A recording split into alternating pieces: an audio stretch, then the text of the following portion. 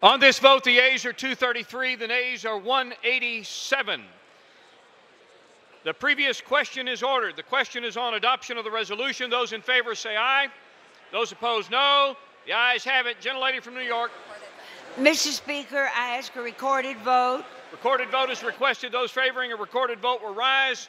Sufficient number having risen, a recorded vote is ordered. Members will record their votes by electronic device. This is a 5-minute vote.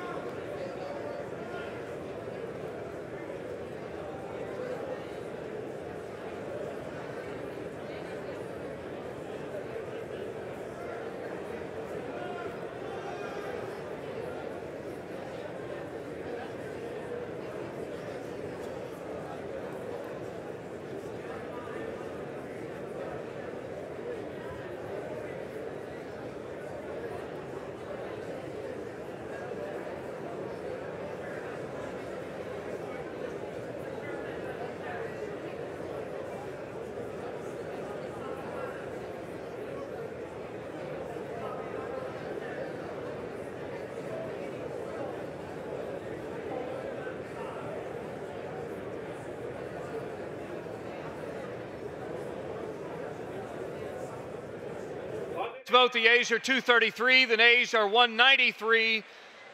The resolution is adopted. Without objection, a motion to reconsider is laid on the table. The unfinished business is a vote on the motion by the gentleman of California, Mr. Knight, to suspend the rules and pass H.R. 4254 as amended, on which the yeas and nays are ordered. The clerk will report the title of the bill. Union Calendar number 351, H.R. 4254, a bill to amend the National Science Foundation Authorization Act of 2002 to strengthen the aerospace workforce pipeline by the promotion of Robert Noyce Teacher Scholarship Program and National Aeronautics and Space Administration internship and fellowship opportunities to women, and for other purposes. The question is, will the House suspend the rules and pass the bill as amended? Members will record their votes by electronic device. This is a 5-minute vote.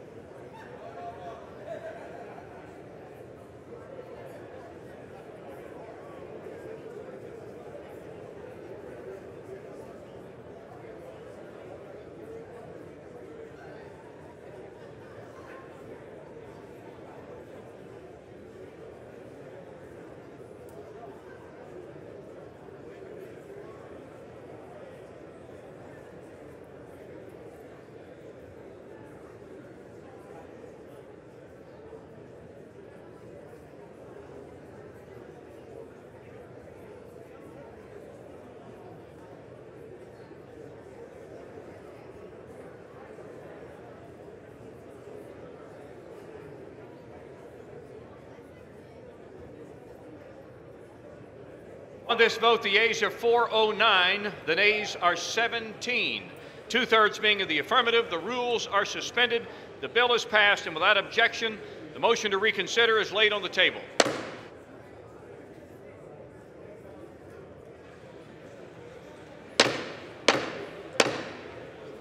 House will be in order.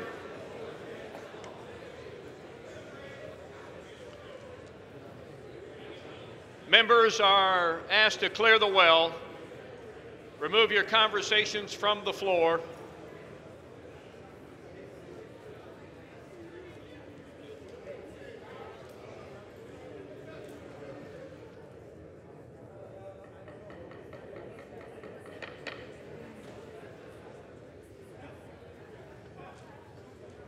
For what purpose does the gentlelady from Virginia seek recognition? Mr. Speaker, I ask unanimous consent that the clerk be directed to make the change in the engrossment of H.R. 4375 that I have placed at the table. The clerk will report the modification.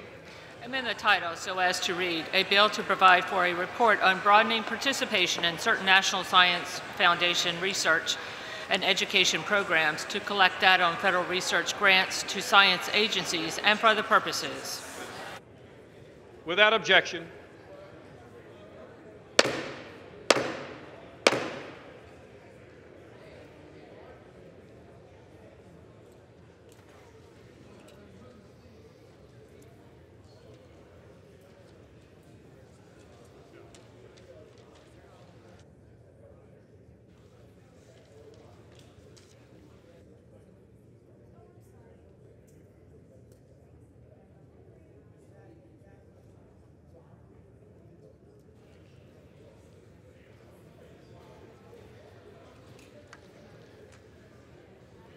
Members of the House, please remove your conversations from the floor so proceedings in the House can resume.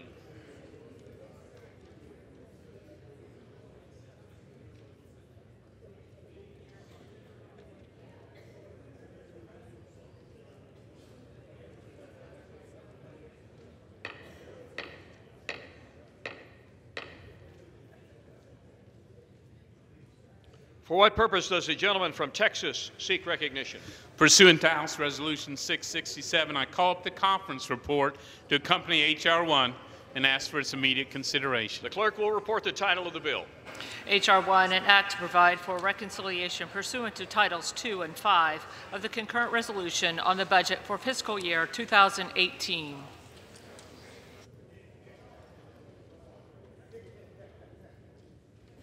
Pursuant to House Resolution 667, the conference report is considered read.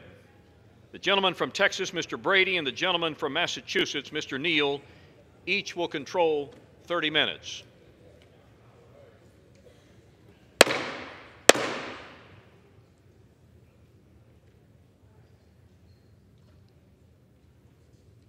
The chair recognizes the gentleman from Texas. Mr. Speaker, I ask unanimous consent that all members may have 5 legislative days within which to revise and extend their remarks and include extraneous materials on the bill currently under consideration. Without objection. Mr. Speaker, today we're delivering on our tax reform promise to the American people. For the first time in over 3 decades, we're delivering a new tax code that provides more jobs, fair taxes, and bigger paychecks to Americans across the country. With this bill, a middle-income family of 4 earning $73,000 a year will see a tax cut of over $2,000. Our local job creators will see the lowest rates in modern history so they can invest more in their workers and in their future. And our businesses will finally have a tax code that helps them compete and win anywhere in the world, especially here at home. This is our moment to make history, to make good on our promise, and to make tax reform a reality for the first time in 31 years. Thank you, and I reserve the balance of my time. Gentleman's time is reserved. Gentleman from Massachusetts. Thank you, Mr. Speaker. I yield myself 3 minutes. Gentleman is recognized for 3 minutes. Mr. Speaker, what you're about to hear from our Republican friends for the next 30 minutes is the following: a mixture of theology and science fiction. and then they're going to take you to revisionist history. This is the most regressive piece of tax legislation that has come from the Ways and Means Committee in the 25 years that I've been a member. This is not about simplification. When you have a chance to look at the phase-ins and the phase-outs, you'll be passed out by the time that they get to the expiration dates. They say it's about simplicity. It was going to be on a postcard. You're going to need to carry a billboard around with you to understand what's in this actual bill. And here's the best part, when Secretary Mnuchin said, Mr. Speaker, that under no circumstances would people at the top get tax relief. Well, I guess if you're formally in the 39.6 tax bracket, which is summarily lowered to 37%, that's dressed up as no tax relief for people at the very top. But then again, to help out with their argument, then they double the exemption on the estate tax, which will go from $11 million to $22 million. The people at the bottom in this, they're going to argue, everybody gets a tax cut. Well, here's where we go to revised history.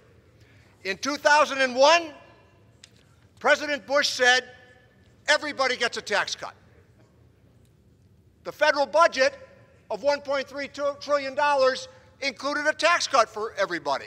The people at the bottom got $100, and the people at the top got hundreds of thousands of dollars, and this is a creative replay of exactly what happened. And then, in 2003, they came back and cut taxes again for people at the very top and blew a huge hole in the federal deficit, which had been estimated at the time after Clinton left on January 19th of 2001 to project surpluses of $5.6 trillion over the next 10 years. Instead, the federal deficit mounted to $6.1 trillion. So here's the simplicity of their proposal today. They are borrowing $2.3 trillion to give a tax cut to people at the very top of American society. That is not in dispute.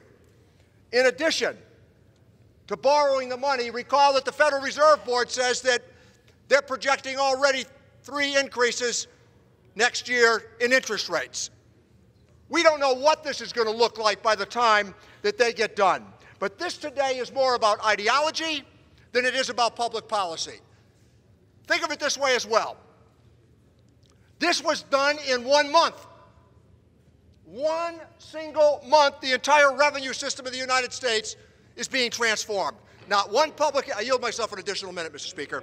Additional 1 minute. Thank you, Mr. Speaker. Not one public hearing was held on this bill. And when they say today, oh, we had 5 years of public hearings, we did not have one hearing on this bill. Not one. No witness testimony was sought. No committee was convened for the purpose of a hearing. And then we went to conference where we were all granted an opening statement. And we got to question the nonpartisan director of joint tax.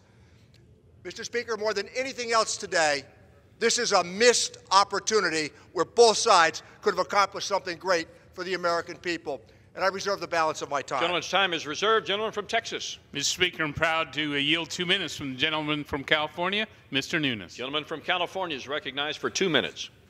Mr. Speaker, I stood here several weeks ago to speak in support of the original House-passed tax reform bill. Since then, as a member of the Conference Committee, I have participated in the process of strengthening this bill and making it even more transformative. That is why I continue to stand in strong support of the bill and conference report we will be voting on today. Washington special interests have distorted business decisions for too long, and we cannot afford to wait any longer to reform our broken tax code. Should we fail to act now, businesses will continue to leave the United States for tax purposes, taking thousands of good-paying jobs, American jobs, with them. Our small businesses will continue to suffer the damaging effects of a bewildering and punitive tax code that gives unfair advantages to their larger, well-connected competitors. But all this will change if we pass this bill. For years, I have advocated for full and immediate expensing, which will allow businesses of all sizes to write off costs immediately. This bill will provide full expensing, which is one of the many pro-growth pieces to this legislation. I am confident my colleagues will soon see the tremendous effect of full expensing and make the important decision to extend it before it expires. Mr. Speaker, I stand here with my colleagues on a historic day in support of one of the most dramatic reform bills to come before this body since I came to Congress. The Tax Cuts and Jobs Act simplifies the code, grows the economy, and allows for strong business investment. I have said before that I will not accept the status quo of our broken tax code or a minimal reform that merely adjusts rates. Instead, we must transform the code into a system that is simpler and fairer and that encourages economic growth instead of suppressing it. That is what this bill does, and that is why I strongly support its passage. I yield back. Gentleman from Massachusetts. Thank you, Mr. Speaker. I'd like to yield 1 minute to the gentleman from Michigan, the longest-serving member of the Ways and Means Committee, and a well-deserved 1 minute, I might add, Mr. Levin. Gentleman from Michigan is recognized for 1 minute without objection.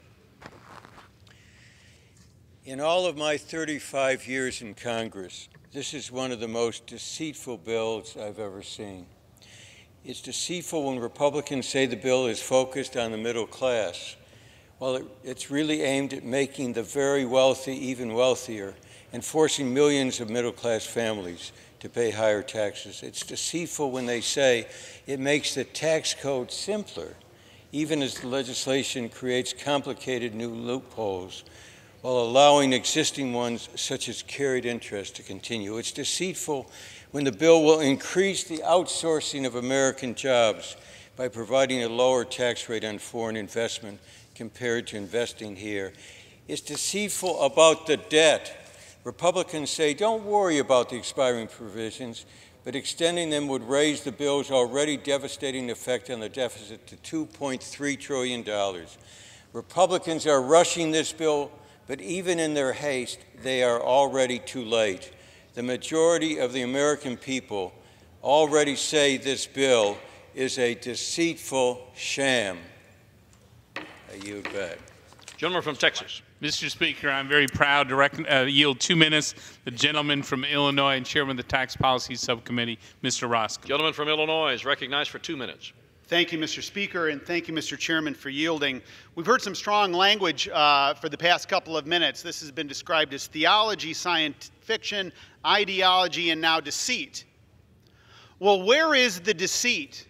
The deceit is in the assumption that we can live with the status quo, Mr. Speaker. The deceit is a blindness to the recognition that we have a tax code that is literally dissolving underneath us. It is dissolving underneath us. And this Congress has an opportunity to do something transformational. And I propose, along with my colleagues, to be transformational and opportunistic. There's a lot of discussion in the subtext of this about class envy and opportunity and so forth. Here's what I know. It is the status quo that is serving the few. It is the status quo that is so off-putting and unsettling and keeps people at arm's length. And what we're proposing is something very different. Mr. Speaker, we're proposing the economics of opportunity, not the economics of envy, the economics of buoyancy, and the economics of participation. Therein lies the foundation of this bill. It offers tax relief that my constituents are longing for. And it offers a business environment and a milieu that makes things happen and happen for the good. And so I am pleased, I am honored to be a part of this. I urge my colleagues to vote aye and let us celebrate a job well done. I yield back. Gentleman from Massachusetts. Thank you, Mr. Speaker. With that, I'd like to yield 1 minute to the gentleman from Georgia, one of the great men of our times, Congressman John Lewis. Gentleman from Georgia is recognized for 1 minute.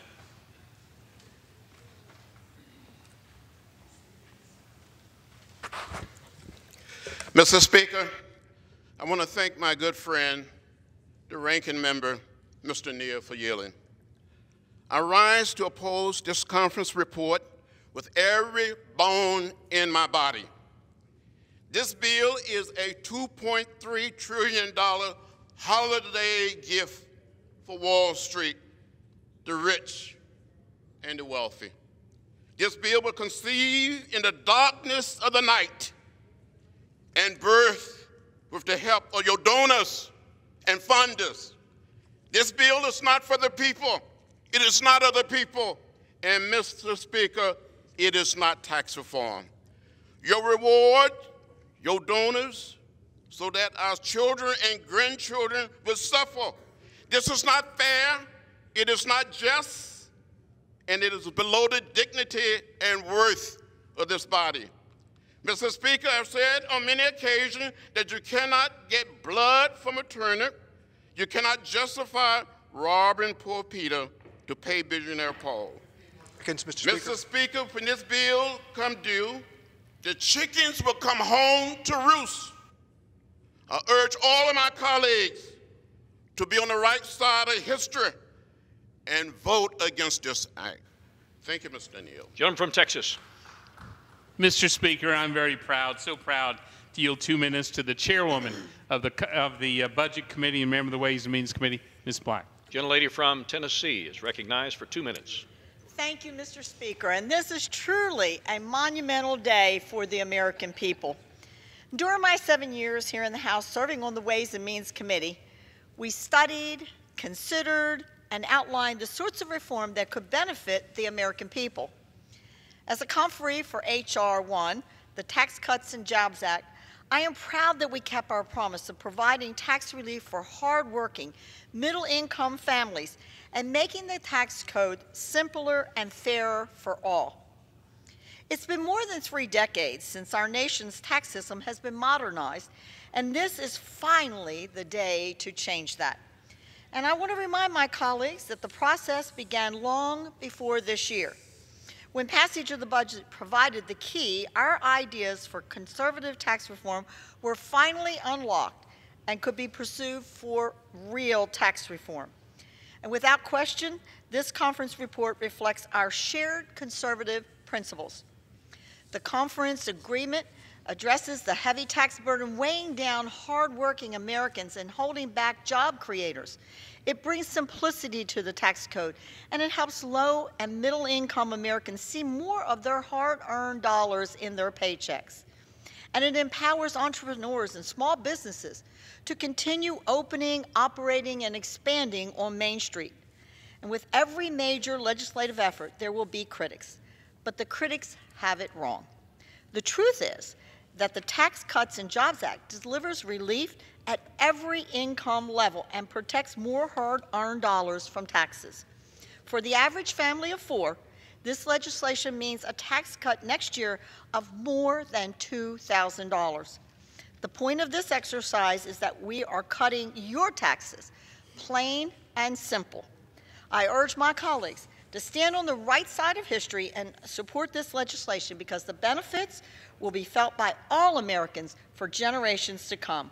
With that, Mr. Speaker, I yield back the balance of my time. Gentleman from Massachusetts. Thank you, Mr. Speaker. I'd like to yield 3 minutes to the gentleman from Maryland, the very capable legislator and Democratic whip, Mr. Hoyer. I thank the Gentleman from Maryland yielding. is recognized for 3 minutes. I was here in 1981.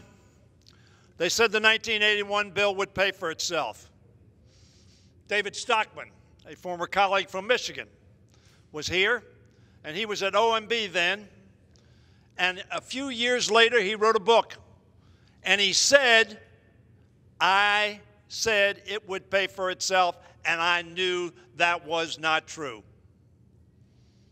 The same could be said of this bill. Mr. Speaker, history will indeed remember this vote. Future generation of Americans will remember who cast their votes to raise taxes on 86 million middle-class households and heap another $1.5 trillion in deficits onto our children and to our grandchildren. They will remember who cast their votes for a plan that gives 83% of its benefits to 1% of the American people. They will remember that President Trump promised that the middle class would get a tax cut and the wealthy individuals like him would not, before turning his back on that promise.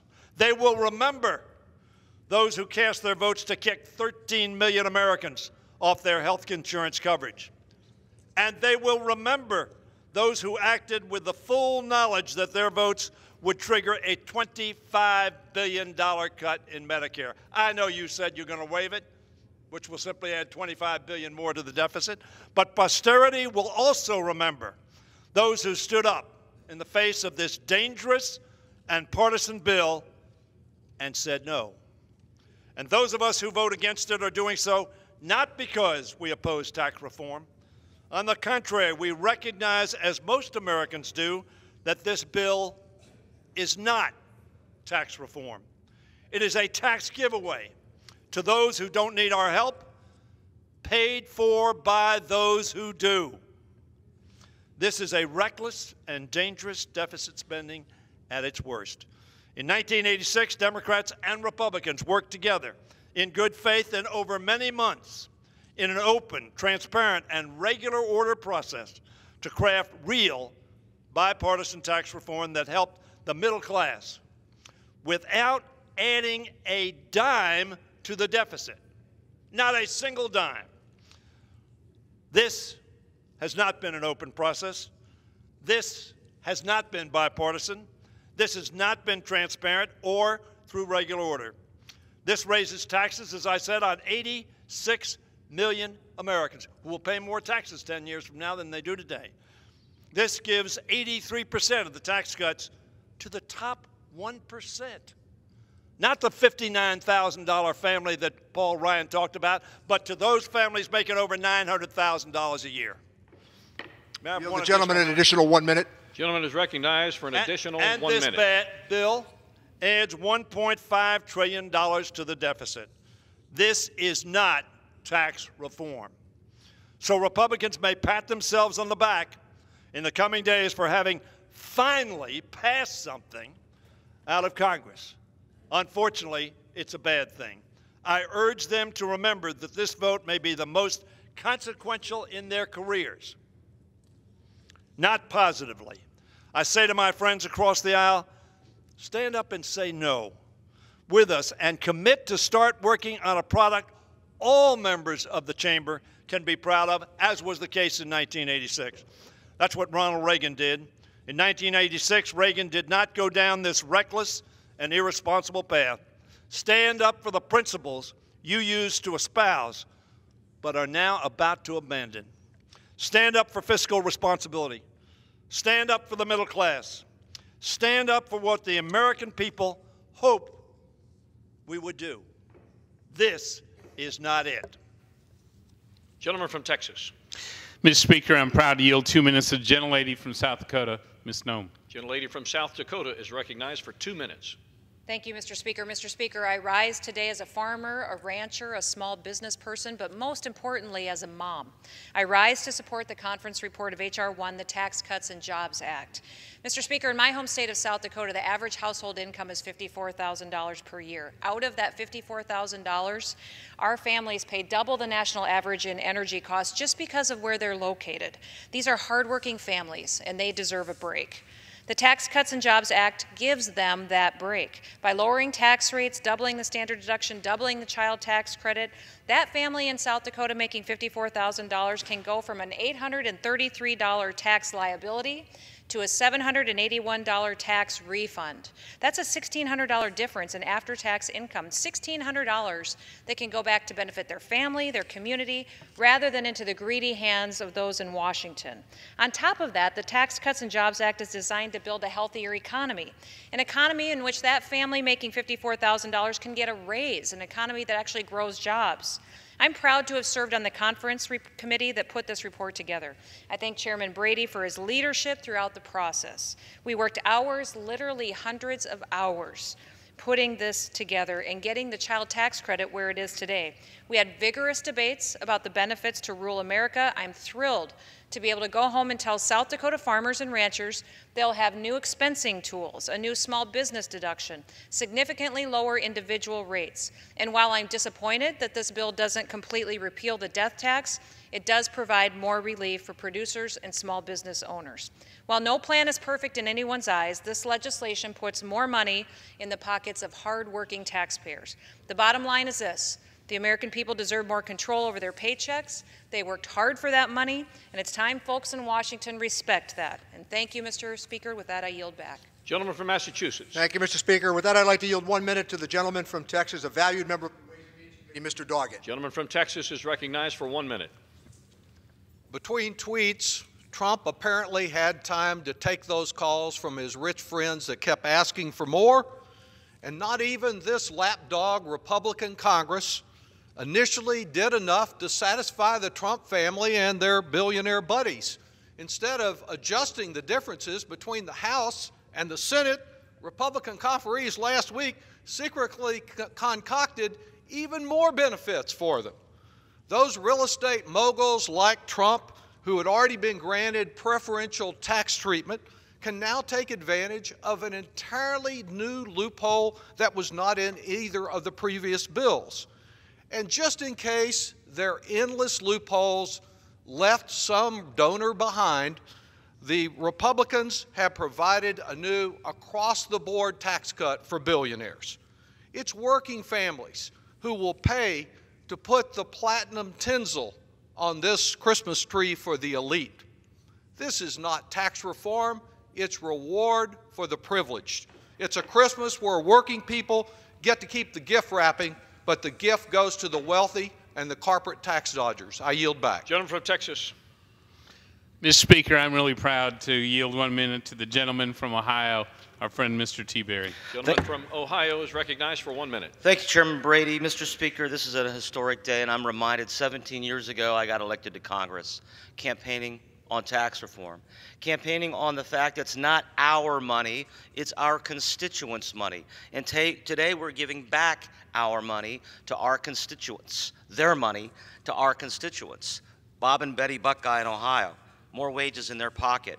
The bill also includes an initiative that I worked on that's bipartisan, called the Investment and Opportunity Act, with Mr. Kind, co-sponsored by Mr. Neal. This bill, authored by my friend Tim Scott in the Senate, will help areas that haven't seen the economic recovery. It'll allow private investment in poor rural and poor urban areas. And thanks to Mr. Scott, the bill was in the Senate version and in the conference committee. And Mr. Neal knows with incentives like that and low-income housing tax credit, new market tax credit, historic tax credit, this will help those in communities that have been left behind with more money in working families' pockets. I urge the adoption of the conference report. I yield back. Gentleman from Massachusetts. Thank you, Mr. Speaker. And with that, I'd like to yield 1 minute to the gentleman from California, a distinguished Vietnam veteran and well-known and valued member of the committee, Mr. Thompson. Gentleman from California is recognized for 1 minute. Mr. Speaker, this tax bill is bait and switch. Republicans said the tax bill would simplify the tax system and help working people, not the rich. Well, that's out the window.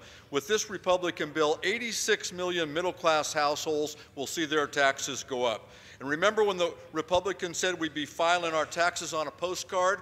The postcard's now gone. Instead of making our tax code simpler, Republicans have made it more complicated. They've even added an additional bracket. And their claim that this is not a tax bill that favors the rich and the corporations, some of which ship jobs overseas, well, that's malarkey. While there are some tax cuts for the middle class, they're all temporary. But the breaks for corporations are permanent. That's leaving too many people behind. And let's not forget about the state and local tax provision.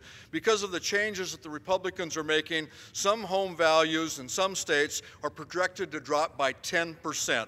The riches of the rich are getting a break. The top bracket is dropping from 39.6 to 37%. Those folks are not your working class, middle class families. To add insult to injuries, it raises our debt by $2.3 trillion. It's a bad bill. Please vote no. Gentleman from Texas. Mr. Speaker, I'm so proud to yield 1 minute to the gentlelady from Kansas, Ms. Jenkins. Gentlelady from Kansas is recognized for 1 minute. I thank the gentleman for yielding and for his leadership on this very important issue. Mr. Speaker, I rise today to be a voice for Kansans who know our status quo tax code no longer works for them. They know it doesn't work when it favors special interest over individuals, or when it causes Kansas factories to close, sending those jobs to other countries. I rise today because Kansans know that without rejuvenated and sustained economic growth, we will never find the money to pay down our nation's debt. That's why I strongly support H.R. 1, which will close special interest loopholes and lower rates for everyone, not just the rich, not just the poor, everyone. Individuals in my district will see immediate tax relief with the doubling of the standard deduction and the child tax credit. We also lessen the financial burden of education by keeping important college tax provisions and expanding access to 529 savings plans. On average, the family of 4 in my district will see a tax cut of just over $2,300 because of this bill. A fairer, simpler tax code means every hardworking family will see tax relief and economic growth this country rightfully deserves. Thank you, Mr. Speaker, and I yield back the balance of my Gentleman time. from Massachusetts. Thank you, Mr. Speaker. I'd like to yield 1 minute to the gentleman from Connecticut, the former president of the State Senate in the state of Connecticut, and a well-informed member of the Ways and Means Committee, Mr. Larson. Gentleman from Connecticut is recognized for 1 minute. I thank the gentleman and seek unanimous consent to submit for the record the Congressional Budget Office accounting of the $25 billion that will be taken out of Medicare. Without objection. It's hard to be here today as we approach Christmas and not look at this bill and knowing that we have honorable members on the other side who this Christmas will be sitting with their relatives, their family members, their mothers and fathers, their brothers and sisters, and to know that this creates not just the $2 trillion debt, but the pay for out of the Medicare program, an automatic cut of $25 billion in a plan that was never debated. It fulfills a grand vision of Grover Norquist and the ideology that you took a pledge to. But what about the oath of office and a pledge to the Constitution and standing up for the people of this nation and the very elderly at this Christmas and throughout the year who will need our help? I yield back. Reminded to direct their comments to the chair. Gentleman from Texas. Yes, Mr. Speaker, I'm proud to yield 1 minute to the gentleman from Minnesota, Mr. Paulson. Gentleman from Minnesota is recognized for 1 minute. Well, Mr. Speaker, I thank the gentleman for yielding. And one of my predecessors, a good friend and mentor, was Bill Frenzel. He was the last Minnesotan to serve on the Ways and Means Committee when tax reform was passed. It was 1986. And in the 31 years since then, our tax code has become one of the most complicated, unfair, and most uncompetitive in the world. It's led to a stagnant economy with sluggish growth, with America losing our manufacturing, our jobs, our innovation, and our headquarters overseas. But today, that all changes. Today, we will pass and give Minnesota employers the competence and the capital that they need to grow their businesses, to hire more workers, to give their employees a raise. This provides middle-income families with tax cuts they need to save for their future and improve their standard of living. This helps real people with real needs. Mr. Speaker, tax reform for me is about one thing and one thing only. It is about restoring the hope for a prosperous future for ourselves, our parents, and most importantly, our children. And I urge adoption of the report and yield back. Gentleman from Massachusetts.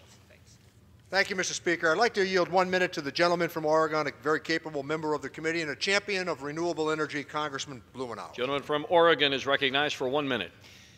This bill will be the largest transfer of wealth in our nation's history, financed by mortgaging our children's future with a mountain of increased debt.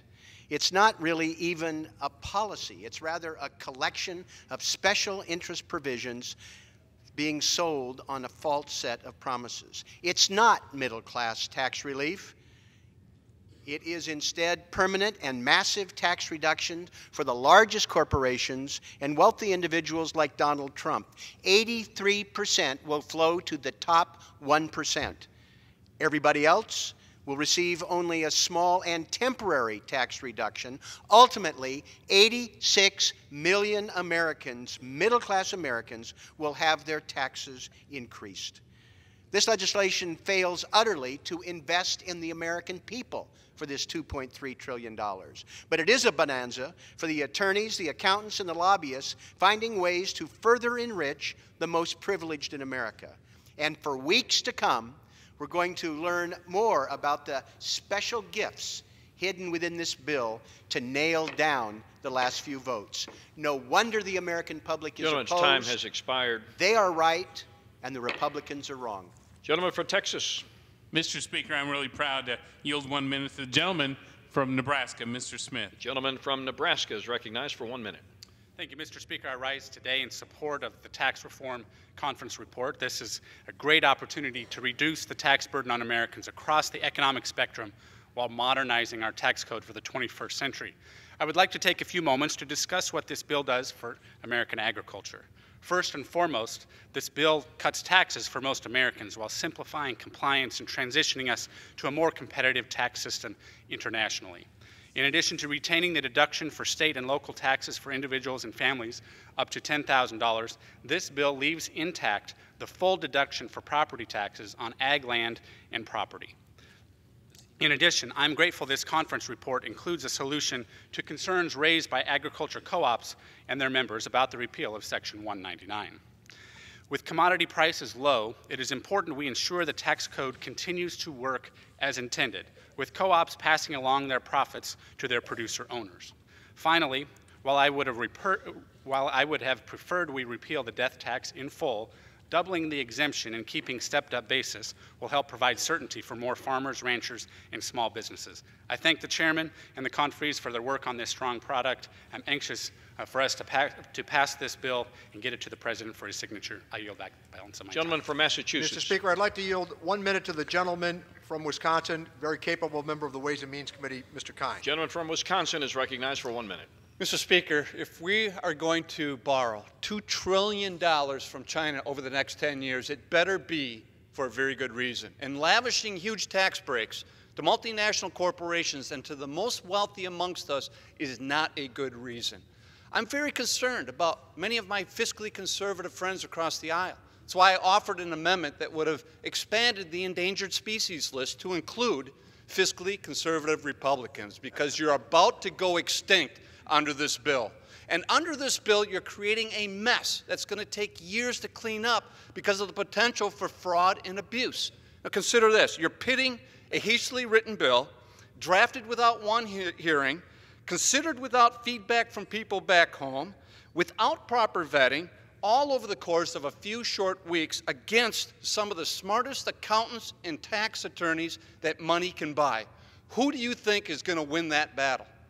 This is a bill that was drafted of, for, and by the powerful special interests in Washington, and it should be rejected. I yield back. Once again, the chair reminds members to direct their comments to the chair. Gentleman from Texas. Mr. Speaker, I am very proud to yield 2 minutes to the Majority Whip, the Republican Conference. Gentleman from Louisiana, Mr. Scalise. Gentleman from Louisiana is recognized for 2 minutes.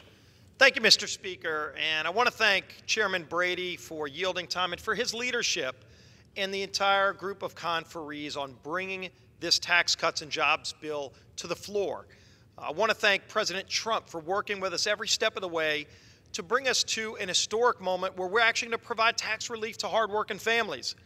You know, there are those on the other side that would say, keep all the money in Washington, stunt economic growth, continue to let America be non-competitive, where we see jobs go overseas over and over again, large companies, thousands of jobs at a time, move into foreign countries because we have the highest corporate tax rate in the industrialized world. Well, Mr. Speaker, it's time for that to end, and we do end that in this bill. We finally make our country competitive again so we can bring those jobs back. Why deny opportunity for so many people who want a chance at the American dream? In our bill, Mr. Speaker, we cut every single tax rate and make it lower. That's more money in the pockets of hardworking families. On average, families are going to see over $2,000 more back in their paychecks every year. That's real money. When you look at right now, average savings for families is $400 in their checking account. This is real money to help people have better opportunities, to go put more money in their kids' college tuition account. You know, when you look at what this means, it's not only good for economic growth and creating jobs and rebuilding our middle class, but it's historic in the simplification where over 90% of American families will actually be able to do their taxes on a postcard. Just think of how simplified that makes the code. You know, the last time this was done was in 1986, and when Ronald Reagan was signing that bill, he talked about how hard it was and how many times people said it couldn't happen. In fact, Ronald Reagan read a quote from a headline, and he said, "The impossible became the inevitable." Today, Mr. Speaker, we make that impossible the inevitable again and restore that hope and opportunity for so many families that just want a chance at the American dream. We give them that. Let's pass this tax cuts and jobs bill today, get it on President Trump's desk so we can finally see this economy going again. What a great Christmas present this is going to be to the American people. I urge everybody to vote yes, and I yield back the balance of my time. Gentleman from Massachusetts. Thank you, Mr. Speaker. I want to yield 1 minute to the gentleman from New Jersey, the very quotable Congressman Pascrell. Gentleman from New Jersey is recognized for 1 minute. All on a postcard. Simple as that. I say it's a postage stamp mentality. Many of you need counseling in economics. You want to keep it simple? Let's keep it simple. Very simple. How about that couple that wants to send their kids to college, put a second mortgage on their house? Can't do that anymore. Cannot do that. That's not a middle class legislation. That's the stick it to the middle class. And Mr. Speaker, this is serious business. I'll tell you what's simple.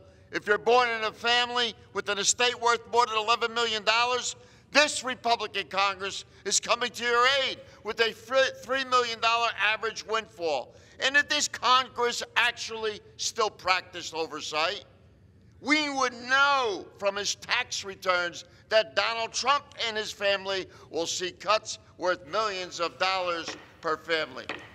This is not good policy, Mr. Speaker. Not at all, and it is dangerous. I yield back. Gentleman from Texas. Thank you, Mr. Speaker. I'm very proud to yield 1 minute to my fellow Texan, Mr. Martin. Gentleman from Texas is recognized for 1 minute. Thank you, Mr. Chairman and Mr. Speaker. Today we are keeping our promise to the American people and sending comprehensive tax reform to the President's desk for the first time in 31 years. Lowering the tax rates for middle-income families and providing a tax cut for every income level in 2018 is a very historic Christmas present delivered to my constituents in North Texas. This year, our country has, after many long years of low growth, began to experience the level of growth and economy that it needs. This tax cut bill will assure Americans years of sustained high growth and new jobs. Mr. Speaker, job creators and investors know that the Tax Cuts and Jobs Act will create lasting economic growth and a booming economy for everyone.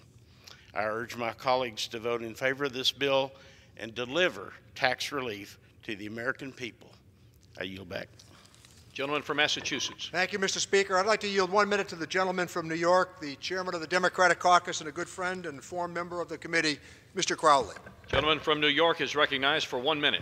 My colleagues, the Republican bill is unaffordable, with a $2.3 trillion price tag. It's inequitable, costing working families more while cutting taxes by $200,000 for the top 0.1%. It's a scam, and the American people know it.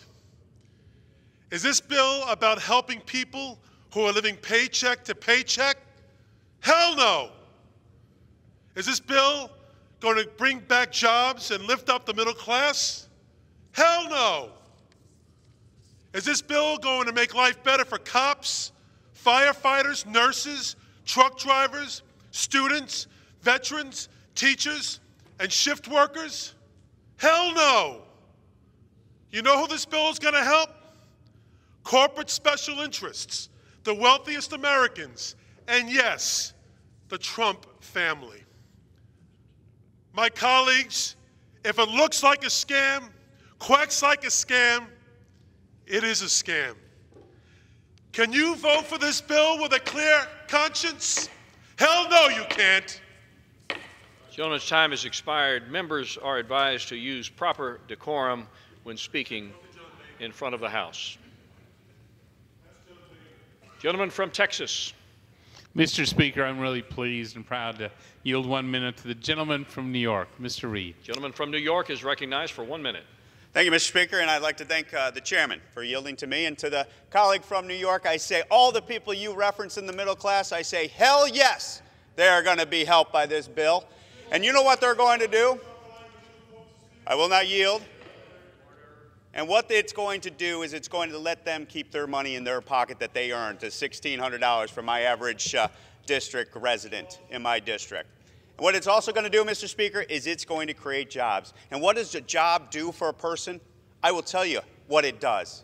It not only puts money in their pocket, Mr. Speaker, we're going to have a new wave of optimism. We are going to have a new wave of opportunity where people will be able to go to work, soil their hands, and earn their livelihood, which gives them dignity, which gives them pride, and gives them honor. This is a new day in America, and with tax reform and tax cuts coming, I say to all my colleagues, join us to stand with those hardworking Americans and give them their money and allow us to give hope and opportunity to all of them going forward. And with that, I yield back.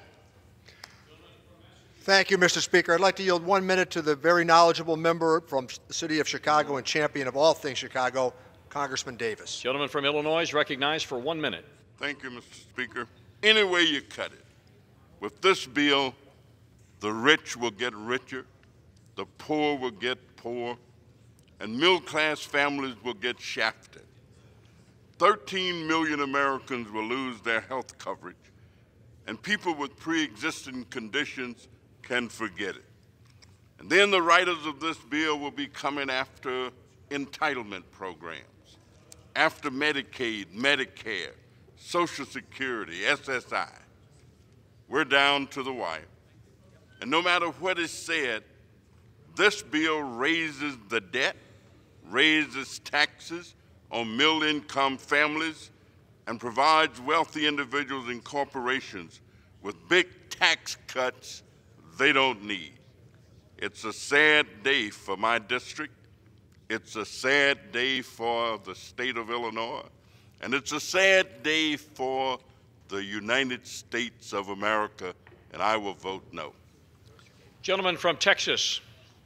Mr. Speaker, I'm so proud to yield 1 minute. The gentleman from North Carolina, Mr. Holding. Gentleman from North Carolina is recognized for 1 minute. Mr. Speaker, I'm proud to be here today to support this much-needed overhaul of our broken tax code. The status quo we have seen over the past decade is unacceptable, and this bill will finally provide much-needed relief to working families and put our economy back on the path to stable and sustained growth.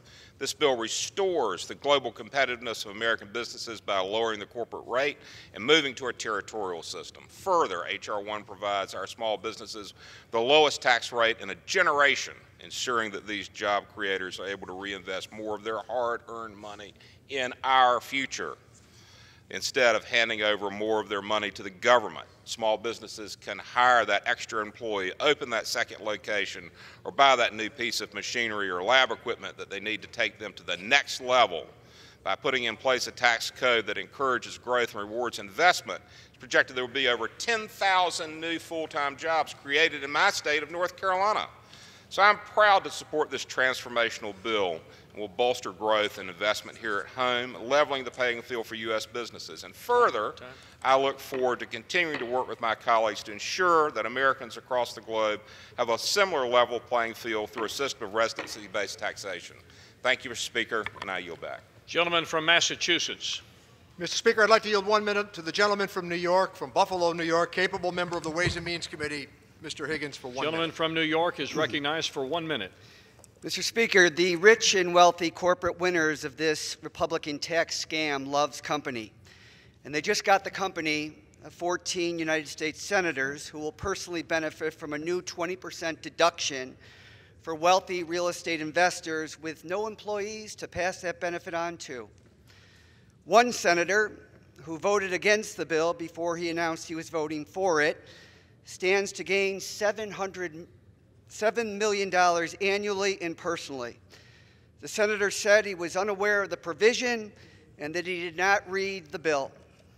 Mr. Speaker, the conference committee, the reconciliation process was to narrow the differences between these two bad bills, not add new provisions that benefit rich senators.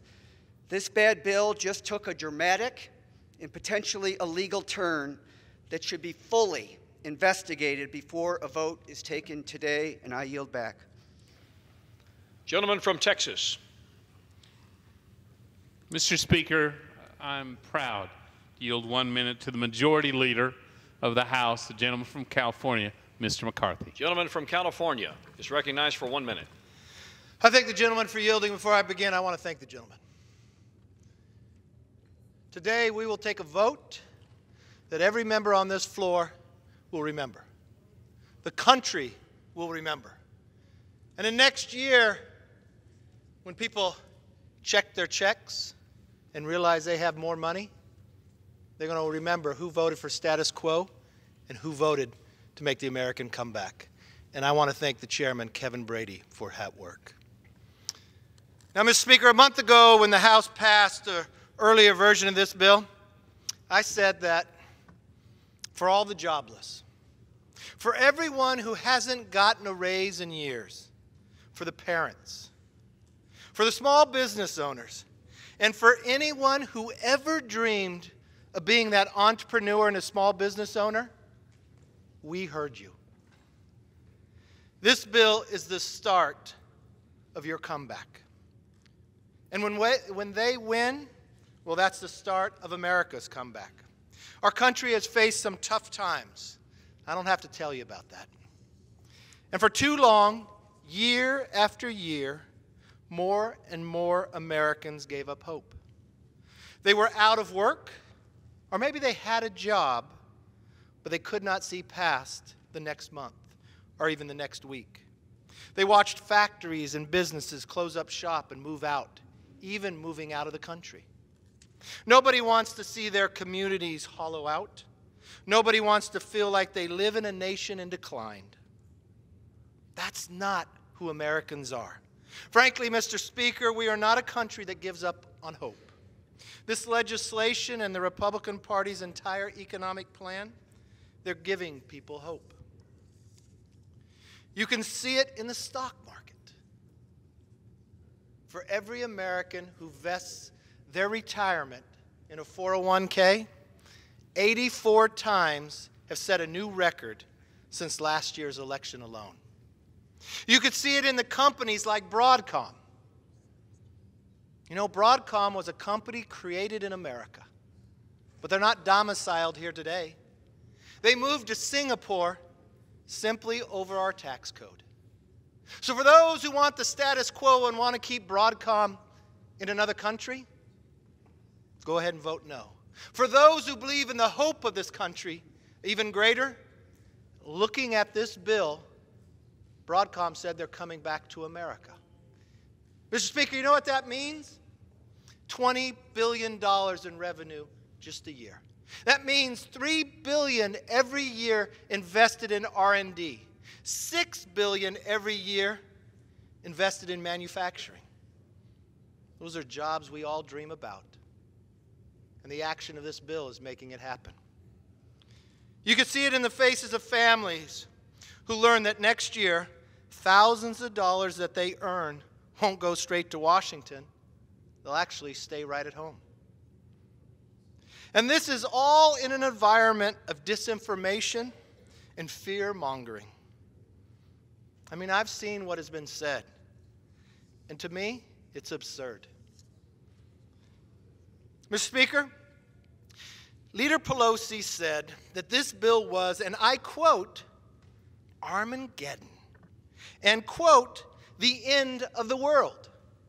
Now, Mr. Speaker, I listened a great deal to what my counterpart on the other side, the minority leader, has said. And I've read when the Washington Post analyzed what she had said. Now, when you say something that could be a little off and don't have all the information, they have this rating for you.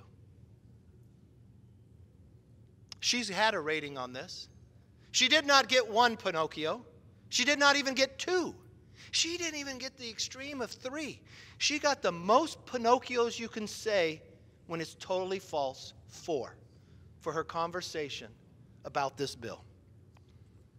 Mr. Speaker, in such times when the other side will say anything to win their political game, I recommend the folks actually look at the bill. Doubling the standard deduction, lowering rates, simplifying the code so you don't spend weeks, you spend minutes, doubling the child tax credit, ending the individual mandate, lowering taxes on small businesses to the lowest it's been in 40 years, creating incentives for business to invest and hire. That's not a recipe for Armageddon. That's a hope for a nation to come back. The American people see through all this rhetoric, and they're going to feel it next year when they check their paychecks and they see they keep more money because of the vote today. They're going to feel it next year and the years after, and when they get that raise they've been waiting for. They're going to feel it more and more. Companies announce coming back home. They're bringing jobs right back to the USA. They're going to feel it when we start looking to the future, not with fear, but with hope. I won't accept the status quo, but there will be some in this body that will vote for the status quo. I won't accept failure. Now, I do not believe anybody in this body was elected to preside over America's decline. I recently was overseas, and I was sitting at a dinner table with some elected leaders from other countries, some Americans who were working in other countries, and I asked them, what is the impression of what's happening in America today? And I thought the reports I would get would be a little different. You know what they said to me? They said, America is back. You are now tackling big items again. Not only are you going to lead your own country, but you will help again lead the world. They were fearful of the competition of rising America one more time. So don't vote for the status quo. Vote for a tax cut. Vote for reform. Don't vote because some leader whipped you and intimidated you. Vote for your constituents. Vote for your country, and vote to raise the paychecks of America. I yield back. Gentleman from Massachusetts. Thank you, Mr. Speaker. Mr. Speaker, the stock market's been going up since March of 2009, and we've had 88 straight months of economic growth. I yield 1 minute to the gentlelady from Alabama, Congresswoman Sewell. Gentlelady from Alabama is recognized for 1 minute. Mr. Speaker, the Republican majority is ramming this tax bill through, calling it a, quote, Christmas gift to the American people. I have never seen such intellectual dishonesty in my life. It's more like the Grinch that stole Christmas. In poll after poll and through elections in New Jersey, Virginia, and my home state of Alabama, the American people continue to send the message that they do not want this tax bill to move forward. But here we are, watching the fiscal hawks of the Republican Party blow through every red light on the way off the cliff, adding $1.5 trillion to the deficit. What's the rush, I ask you? Last week, the American people in my home state of Alabama spoke up and spoke out. We deserve to have our duly elected senator to vote on this bill. What's the rush? Not one hearing, not one expert testifying, and no regular order. I ask you, Mr. Speaker, what is the rush? I believe the rush is because they know this is not a tax reform, it's a tax sham. The American people deserve better. My constituents from Alabama deserve better. We should vote no on this tax bill. Gentleman from Texas. Mr. Speaker, I'm proud to yield 1 minute to the Secretary of the Republican Conference, Mr. Smith of Missouri. Gentleman from Missouri is recognized for 1 minute. Thank you, Mr. Speaker. Mr. Speaker, I'm proud to represent the folks of Southeast Missouri. The district that I represent, the average median income is right at $40,000. It's one of the lowest average median incomes in the country. I've asked my folks back home just last week if they support this tax bill. And in fact, 67% say they support the Trump tax bill. Mr. Speaker, $40,000 back home is a salary. It's not a Christmas bonus that people get in New York City or California. It is $40,000 is their salary. Mr. Speaker, let me give you some facts. Mr. Speaker, the first $24,000 that people earn in Southeast Missouri will be at a 0% tax rate. A family of 4 who makes $55,000 will pay 0 in income tax. When you look at a median average income in Southeast Missouri being $40,000, we are winners. What you're hearing on the other side is complete false and absolute lies, Mr. Speaker. I ask this body to support the conference committee. Thank you. Gentleman from Massachusetts. Thank you, Mr. Speaker. With that, I would like to yield 1 minute to the very successful gentlelady from Washington, Congressman Del Bene. Gentlelady from Washington is recognized for 1 minute. Thank you, Mr. Speaker. In this tax bill, Republicans have gifted the wealthiest corporations and individuals with massive new tax cuts and loopholes to take advantage of.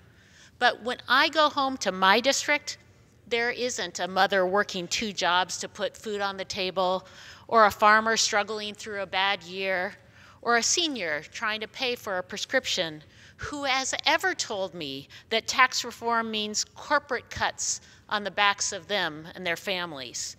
They know Republicans always promise that the benefits will trickle down to working people, but they never do and they never will.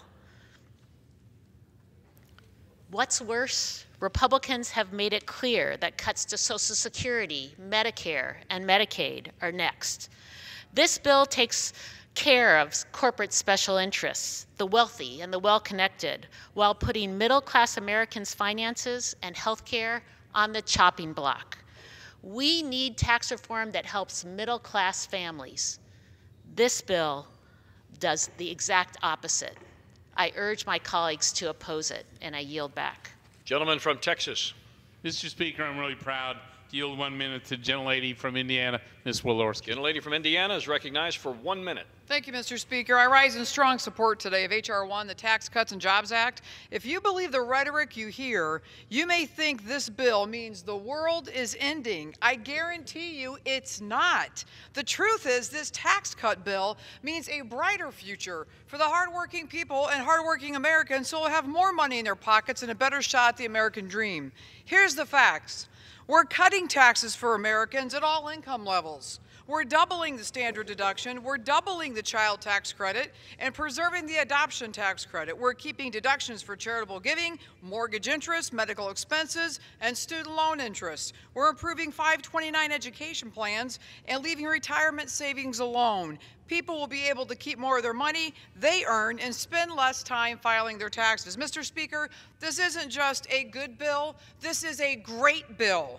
This isn't the apocalypse, it's a new day in America. I urge my colleagues to make history and support this momentous bill, and I yield back.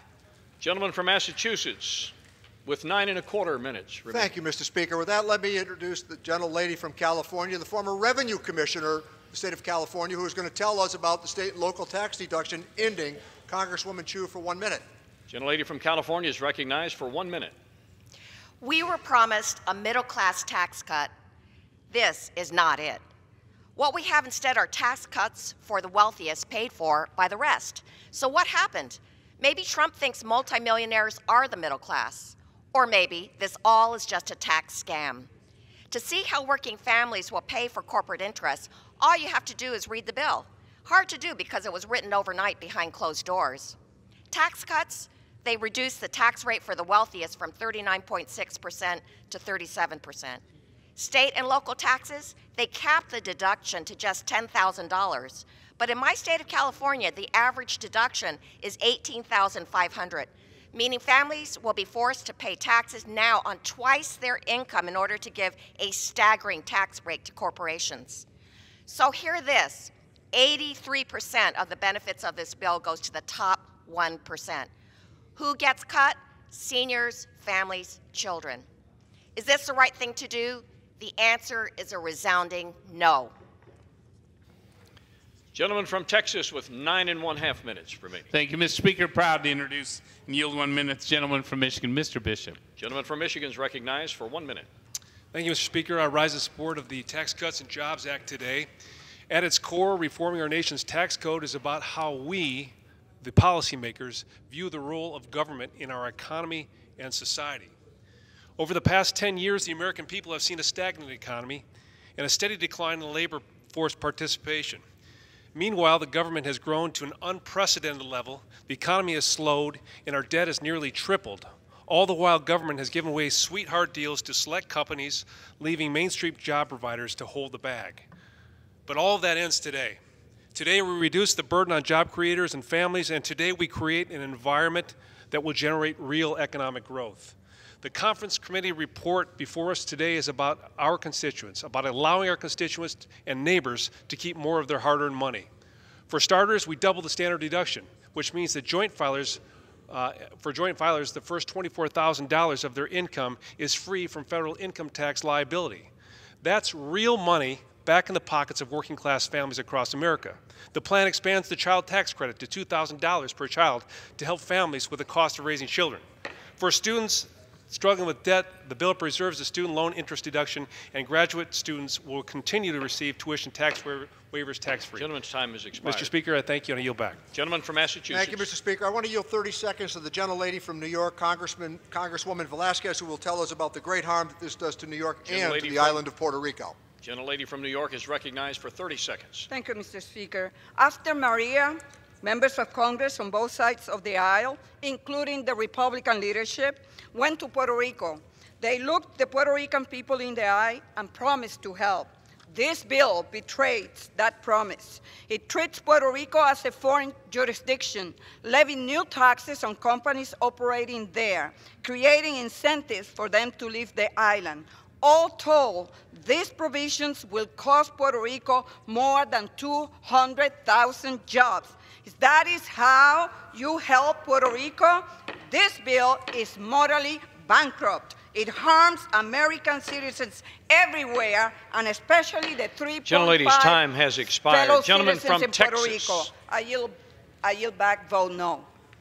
Thanks, Mr. Speaker. Very proud to yield 1 minute. Gentleman from Arizona, Mr. Schweikert. Gentleman from Arizona is recognized for 1 minute. Thank you, Mr. Speaker and Mr. Chairman. Look, I'm going to give everyone a slightly different view. There was an interesting editorial this weekend in the Wall Street Journal, and it basically said, hey, those on the left look at income inequality. Those on the right, we look at economic expansion, economic growth. They're both honorable. But if you actually look at the data of the last 10 years and our own CBO projections of the next 10 years, 1.8% GDP, we're in incredible trouble, because you actually look at what happens when you have this flatlined economic expansion and growth. Income inequality gets dramatically worse. You look at the charts when we've had time of economic growth, it closes. Everyone gets a better chance. And if you actually do care about the promises we as a government have made to retirees, working people, veterans, young people, we will not have the resources if we continue for the next 30 years, as our own CBO says, of 1.8% growth. Status quo is devastating. Yield back. Gentleman from Massachusetts. Thank you, Mr. Speaker. Let me yield 2 minutes to the gentleman from South Carolina, the Assistant Democratic Leader, Mr. Clyburn. Gentleman from South Carolina is recognized for 2 minutes. Thank you, Mr. Speaker, and I thank my friend for yielding me this time. Mr. Speaker, I rise in strong opposition to the Ryan McConnell tax scam bill. This bill should be named the Republican Donor Class Relief Act, because that's what it is. And several of my Republican colleagues and many in the media have admitted as much. This tax scam represents a grotesque set of priorities revealing deep depravity of American values. One of the first principles of our Judeo-Christian value system is grounded in what we do for the least of these. From the outset, this bill violates that principle by lowering the marginal tax rates on the wealthiest among us by 2.6 points, while raising those rates on the least among us by 2 points. This tax scam bill adds insult to that injurious act by doubling the estate tax exemption from $11 million to $22 million. The Republicans add further insult to injury by lowering the tax rates for corporations by 14 points, while raising tax rates on 86 million middle-income families. It makes the tax cuts for corporations permanent and the minuscule individual cuts temporary, while also kicking 13 million people off their health insurance and increasing premiums for millions more. The tax scam caps deductions for state and local taxes and home mortgages, adds over $2 trillion to the deficit. Our children and grandchildren will be left with the bill. Mr. Speaker, history will not treat kindly the crass cruelty of the so-called Christmas gift for hard-working Americans. I yield back. Gentleman from Texas. Yes, Mr. Speaker, I'm really pleased to yield 1 minute to the gentleman from Pennsylvania, Mr. Rothfuss. Gentleman from Pennsylvania is recognized for 1 minute. Mr. Speaker, I rise in support of the Tax Cuts and Jobs Act. Today we move away from trickle-down government redistribution economy to one that is bottom-up, organic, and growing. While the trickle-down government of the last 8 years was great for Washington and the 1%, it did little for the rest of the country. Today, we turn the tide and put money back into the pockets of hardworking taxpayers and Main Street businesses. This bill gives immediate relief to moderate-income and middle-class families. A single mom earning $41,000 with 1 kid will see a tax cut of $1,300, while a family of 4 making $73,000 will get more than $2,000 back. The question is, will we vote together and put this money back into the pockets of hardworking Americans, or will we keep that money here in wealthy Washington, D.C.? Will we vote together to level the global playing field for America's businesses and end the unfair status quo that sends American companies and jobs overseas? It's an easy choice, Mr. Speaker. Vote yes on this bill, and let's make America prosperous again. Gentleman from Massachusetts. Thank you, Mr. Speaker. Always an honor to introduce the gentlelady from California, the Democratic leader, Ms. Pelosi. Gentlelady from California is recognized for 1 minute. Thank you very much, Mr. Speaker. I thank the gentleman for yielding and salute him for his extraordinary leadership in being a champion for America's working families. I commend him and the Democratic members of the House Ways and Means Committee for putting forth the facts on what is in this bill. Mr. Speaker, today we choose what kind of country America will be. One that champions the ladders of opportunity for all, or one that reinforces the power of the wealthiest and well-connected. Outside the Congress, the American people have already made their decision. Polling shows that Americans oppose the GOP tax scam by a margin of 2 to 1. Hardworking families see right through the brazen con job Republicans are trying to sell them. So why aren't our Republican colleagues standing with their constituents? Why aren't they joining us insisting on a better deal for American families? Why aren't they joining us in demanding that we write real bipartisan tax reform that puts the middle class first?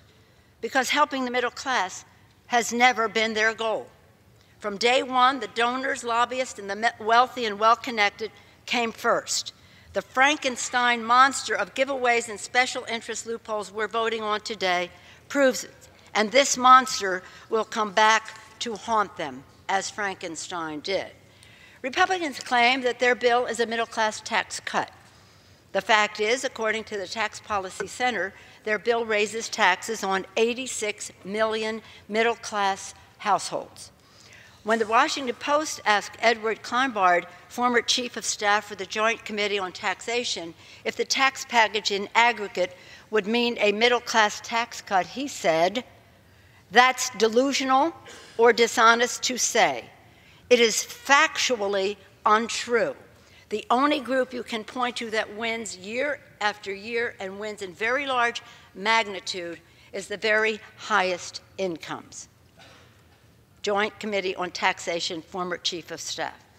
The only greater delusion in this bill is the ludicrous Republican insistence, their claim, that these giveaways to the wealthiest will pay for themselves.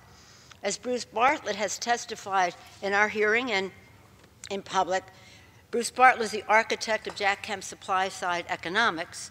He said, when it comes to tax breaks for the wealthy paying for themselves, it's not true, it's nonsense, it's BS. He said the whole words.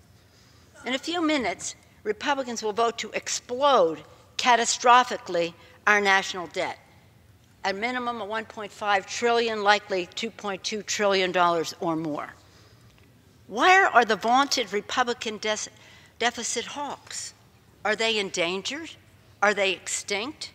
Do they care about the deficit when we pass giveaways for the rich and big corporations? They don't care about deficits then. Tax breaks for the rich, corporate tax breaks, we don't care about the deficit. Or do Republicans only care about the deficit when the issue is helping children, seniors, our veterans, who are a large part of hardworking Americans? That comes later. My colleagues, my fellow Americans, remember this vote.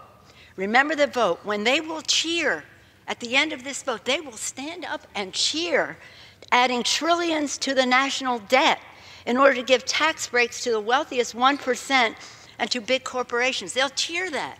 And they'll cheer when they say we can't afford to protect the health of our innocent children. They'll cheer that. And remember, they will cheer when they tell you we can't afford the next step. We can't afford Medicaid, Medicare, and a dignified retirement our seniors spent a lifetime earning. That's an applause line for them. And remember this day when Republicans cheer for a bill that hands a $4,000 child tax credit to families of 4 earning $400,000 a year. You earn $400,000 a year, you get $4,000 in a child tax credit. But if you're poor, a single mom of two, or a mother of 2 earning only $14,500, guess how much she gets? $75. $75. Today we gather on this floor in the midst of a holy season. In this season we celebrate the miraculous blessings of God. We reflect on the wondrous joy of children and our responsibility to them. We remember our duty to live justly. And for those of us blessed to serve in this Congress, we must remember our special responsibility to govern fairly, to meet the needs of all of God's children. In this holy time, the moral obscenity and unrepentant greed of the GOP tax scam stands out even more clearly. As the U.S. Conference of Catholic Bishops said early on, here it is, this proposal appears to be the first federal income tax modification in American history that will raise income taxes on the working poor while simultaneously providing a large tax cut to the wealthy. The bishops go on to say, this is simply unconscionable. They'll be cheering it, unconscionable. This is in sharp contrast to the words of Senator Hatch. Remember what the bishop said. This is unheard. Now here, get back to the Republicans. This is in sharp contrast to the words of Senator Hatch.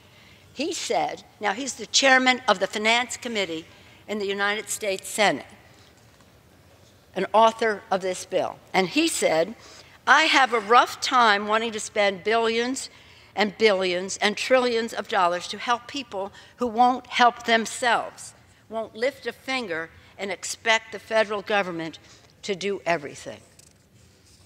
How about that? Tell that to the moms we just saw speaking out with their children, children with disabilities, who wonder, how could this be so cruel? This is an act of misery, not according to Senator Hatch.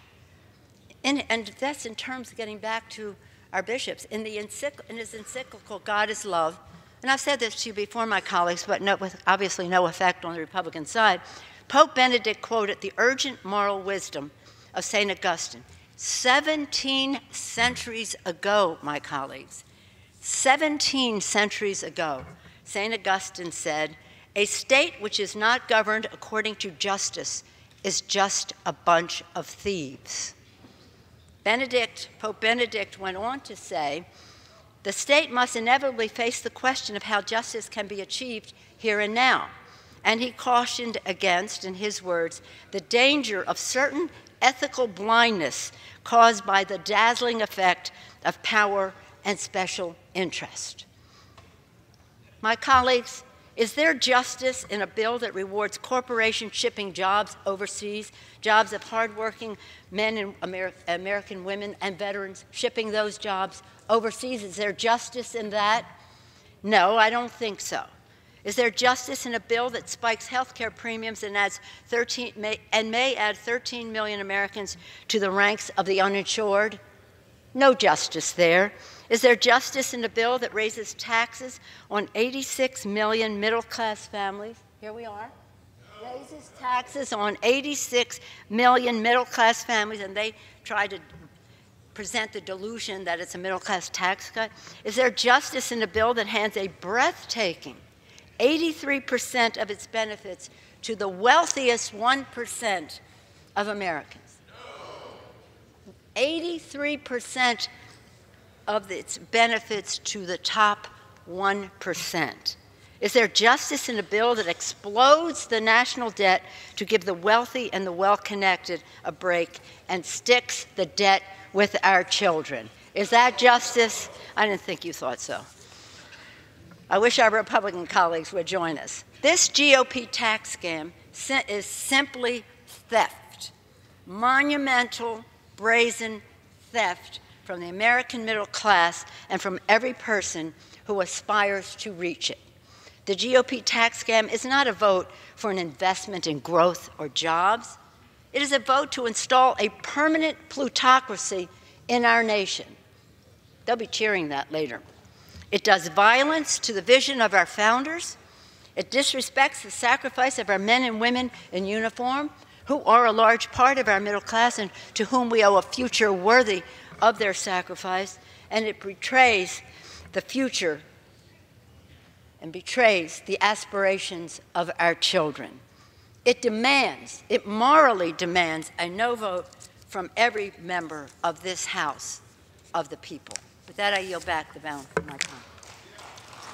Gentleman from Texas. Mr. Speaker, I'm very proud. Yield 1 minute. The gentleman from California, Mr. McClintock. Gentleman from California is recognized for 1 minute. Thank you. Mr. Speaker, I opposed the original House bill because it severely limited or abolished broad-based deductions, resulting in higher taxes for many families in high-tax, high-cost states like California. Thanks to Chairman Brady's leadership, this bill has largely addressed these objections, and in commendation with much lower rates, it assures that nearly every California taxpayer will pay lower taxes. More important still is the higher wages and better jobs it means for all Americans. Last Friday, I toured a local company that makes the active ingredient for certain drugs. Yet the actual medicine is not produced here. It's produced in Ireland because the chair has detected a disturbance in the gallery in contravention of the law and against the rules of the House. The Sergeant at Arms will identify the person or persons responsible and have them escorted from the House chamber.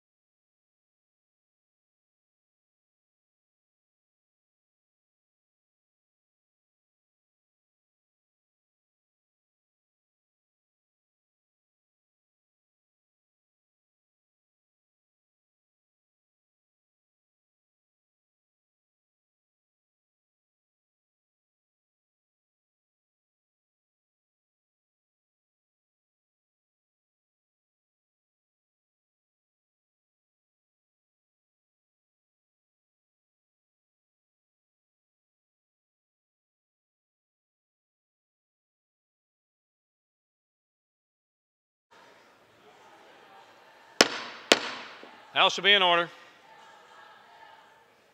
Gentleman from California is recognized for his remaining 20 seconds. Mr. Speaker, I was saying that the actual medicine, the ingredients produced here, but the actual medicine is produced in Ireland solely because of our uncompetitive corporate tax. Because of this tax reform, the company plans to grow dramatically here at home, employing hundreds of new workers. That's what the Democrats mean by tax breaks for the wealthy. The proof of these policies will come over the next year, and every American will be able to decide for themselves if they're better off because of it. I'm now highly confident their answer is going to be a resounding yes. Gentleman from Massachusetts. Mr. Speaker, I'd like to inquire as to how much time is remaining. Gentleman from Massachusetts has 4 3/4 minutes remaining. I reserve the balance of my time. Gentleman's time is reserved. Gentleman from Texas. I yield myself 4 minutes, Mr. Speaker. Gentleman from Texas is recognized for 4 minutes. There's only one fundamental question today. Who gets to decide? When Americans work hard for their money, who gets to decide what you do with it? Is it you, or is it some nameless, faceless government worker here in Washington? When a family with young children, is working feverishly to fund their kids' future, who gets to decide how they spend their money? Them or Washington? The single mom fighting every day, trying to get by and give a good life to her daughter, who decrees where her money goes? When a Main Street business owner, when they work late into the night and through the weekend, risking every penny they own to reach their dream, who gets that meager profit each day?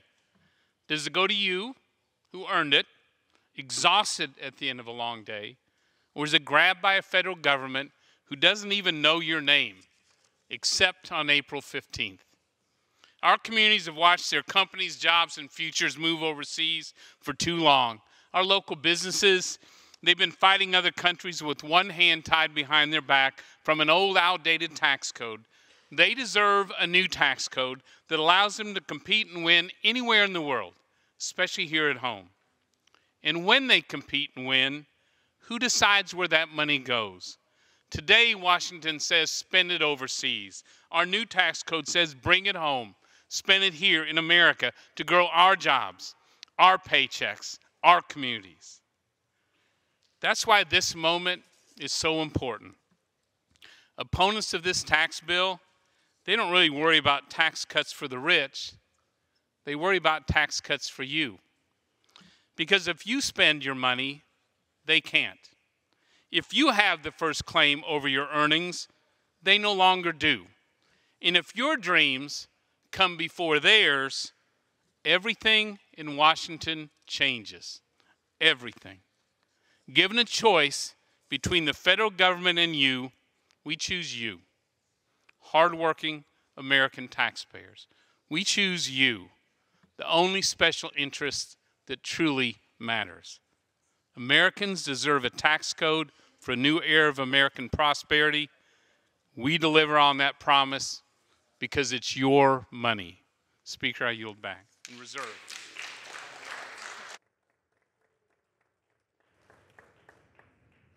Reminded to address their remarks to the chair, and the gentleman from Massachusetts is recognized. Thank you, Mr. Speaker. I yield myself the balance of our time. Gentleman is recognized.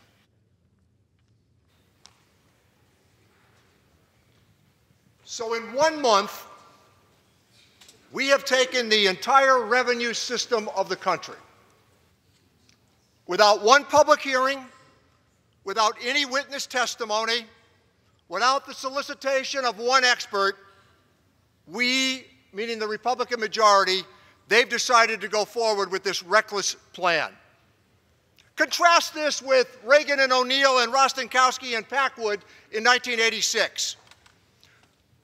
When Gephardt and Bradley first offered their bill in 1982 on tax reform, 4 years ensued before the measure came to the floor for passage, and in that time, 450 witnesses offered testimony. Every expert from every nook and cranny in America was invited to offer their vision of what a better tax system might look like. And to those individuals, and I knew them all because I went to the committee when Mr. Rostenkowski was the chairman, they saw that as the fabled achievement of their time in a bipartisan manner. And you know what else? Secretary Reagan and Chief of Staff Jim Baker sat through the markups on that tax reform measure.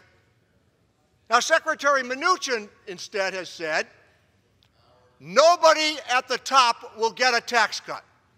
And then they cut the rate from 39.6 at the top to 37. Well, nobody at the top will get a tax cut. We're going to double the exemption on this estate tax so that you might now keep $22 million rather than $11 million without any formalization of taxation.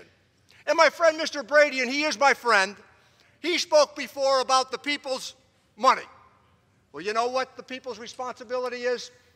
1 million new veterans from Iraq and Afghanistan. That's the people's responsibility. When we talk about responsibility and the people's money, Medicare is the people's responsibility. Social Security is the people's responsibility. Medicaid today, as we celebrate the extension of life expectancy in America, Medicaid now cares for people with dementia and Alzheimer's disease. That's the people's responsibility. They have carefully taken theology and wed it to science fiction. Remember what we've heard around here all of these years? Don't worry, tax cuts pay for themselves. That was the offering in 2001, $1.3 trillion worth of tax cuts. Well, we get to 2003, another $1 trillion worth of tax cuts. And by the way, there was time in between for a repatriation holiday at 5.25, all advertised on the basis of job creation. And layoffs ensued almost the next day. This money is going to be used for stock buybacks and dividends. There will be little investment in this last opportunity where we should have invested in community colleges and vocational education and apprenticeship programs. 6 million jobs in America go unanswered every single day because of a skills alignment problem and also the horror of what opiate addiction has done across the United States and has sidelined 2 million people. So what they're telling us today is the following. We've got tax simplification. What happened to the postcard? As I said earlier, we're going to have to carry around a billboard for tax simplification to figure out what's in it. They keep talking about phase-ins and phase-outs. I'm telling you, we'll all be passed out by the time they get done with this. This is more complexity. And wait till people have a chance over the next few weeks to sort what's in this bill. But here's something you might give some thought to. The bottom quintile, you're going to get $60 a year. The second quintile, you're going to get $380 a year. The top 1%, they're going to get $51,000 a year. And the top 0.1%, they're going to get $193,000 a year, all in the name of middle-class tax relief. So as we proceed to the holiday, they're telling us this is their Christmas present. And you know what they're doing with it? It's going to be Christmas hangover debt, and they're putting it on the credit card and adding $2.3 trillion to the federal debt. Merry Christmas.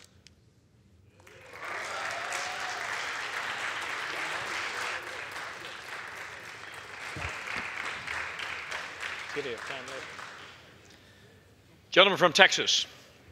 Mr. Speaker, I'm proud to yield 1 minute to a gentleman who has devoted his life to this moment in tax reform. Our Speaker of the House, gentleman from Wisconsin, Mr. Ryan. Gentleman from Wisconsin. The Speaker.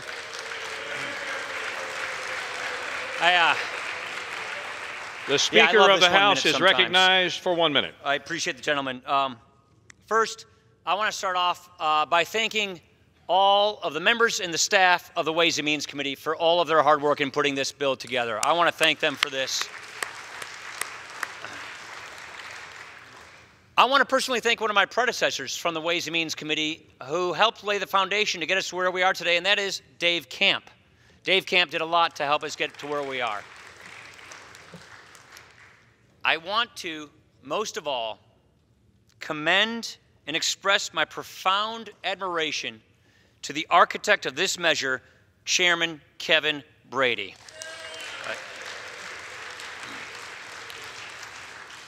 His endless patience and his persistence and his great demeanor have seen this through and gotten us to where we are today. My colleagues, this is a day I've been looking forward to for a long time. We are about to achieve some really big things. Things that the cynics have scoffed at for years, decades even. Ideas that have been worked on for so long to help hardworking Americans who have been left behind for too long. Today, we are giving the people of this country their money back. This is their money after all. Mr. Chairman, or Speaker of the House is not in order. The chair notes a contravention of the law and against the rules of the House, the Sergeant at Arms will identify the person or persons responsible and have them escorted from the House chamber before proceedings will resume.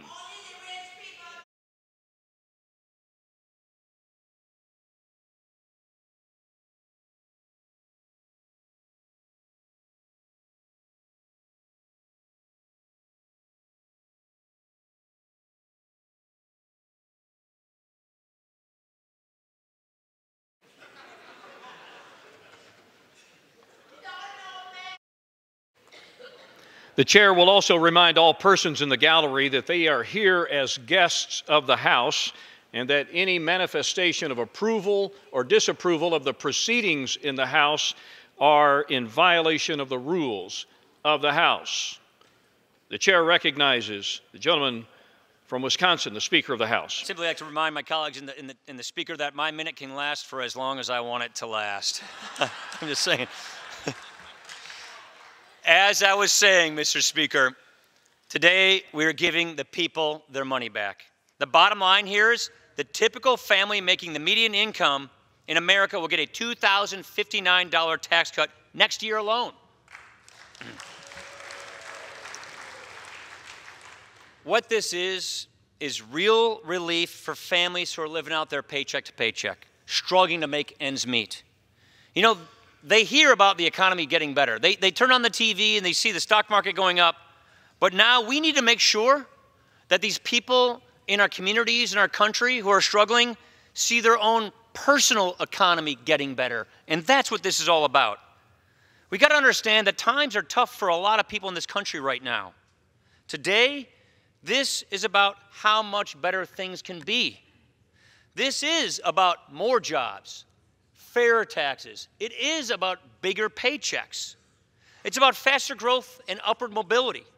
It's about a strong economy that makes all of us stronger and healthier. Those are the effects. Those are the benefits of tax reform. Here is the heart of it. And here is why this is so vital that we do this. Here is what it speaks to and what I truly believe is a generational defining moment for this nation. Our tax code is so broken that it undermines the very thing that makes our nation exceptional in the first place. It punishes hard work. It discourages our entrepreneurial spirit. It dims freedom and free enterprise. It limits our potential of our own people. When Americans see good jobs going away, when Americans wake up and they see the companies that they grew up with in their communities going away, they wonder if we have lost something bigger. The mission that drives us here today is to restore this beautiful American idea. What is that idea? That the condition of your birth does not determine the outcome of your life. You can work hard, play by the rules, get ahead, and make a better life for yourselves and an even better one for your kids. It is that sense of possibility.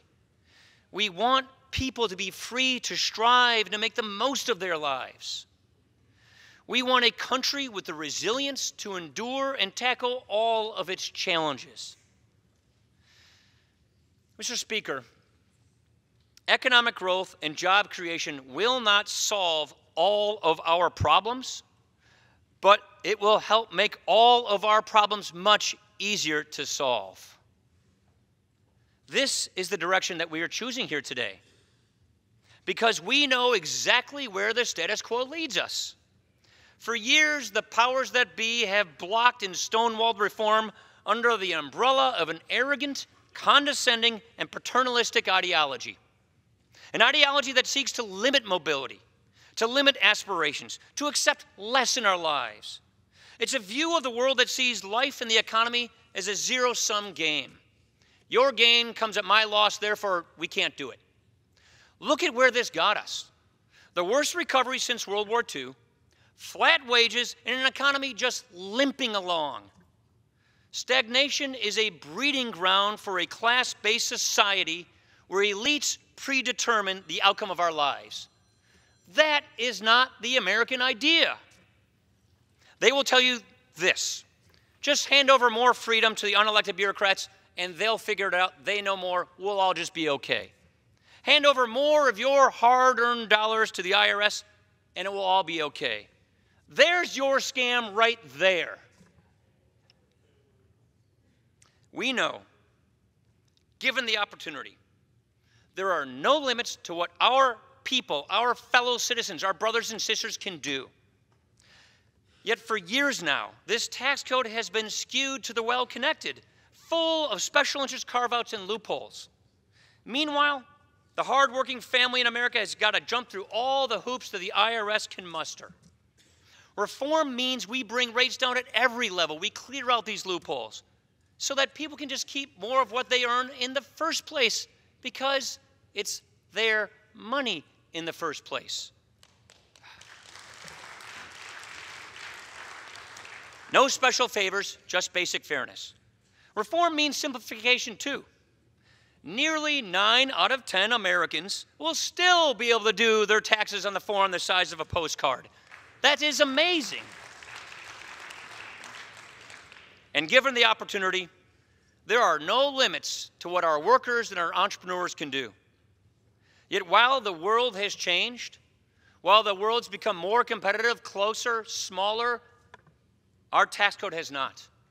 Instead of leading, we've been falling behind, to the point where we now are the worst in the industrialized world at how we tax our businesses. We tax our businesses a whole lot more than our foreign competitors tax theirs. They win, we lose. That's not fair. It is basically open season for our competitors to come in and take our jobs overseas under the current tax code. Reform means we go from the back of the pack to the front of the pack. So instead of the slow growth that we've been slogging through for years, we want to get back to real sustained economic growth. We want to build an opportunity economy where there is more demand for higher paying jobs. That's the whole purpose of all of this. Make sure that people can grow up and reach their potential. Make sure that the jobs are there to give people the careers they want so they can reach their potential, so their families can reach their potential. That's why we're doing this. This is without question the single most important thing we can do to once again make America the best place to do business. You know, there's more just than that in this bill. With this bill, we're finally restoring the freedom to make your own health care choices. By repealing the individual mandate at the heart of Obamacare, we are giving back the freedom and the flexibility to buy the health care that's right for you and your family. And finally, we are doing something truly to put America in the lead. We are doing something historic to develop our own energy resources. Some people have been working here since I was in the 2nd grade on this project. After decades and decades in this chamber, we're opening up a small, non-wilderness area of the Alaska National Wildlife Refuge for responsible development. It is the most ambitious step we have taken in years to secure our own energy future. This is one of those times to just take a step back. Let's just take a minute, collect ourselves, and step away from the noise. We talk a lot in these jobs about turning points. There is no doubt that we are at one of those turning points right now.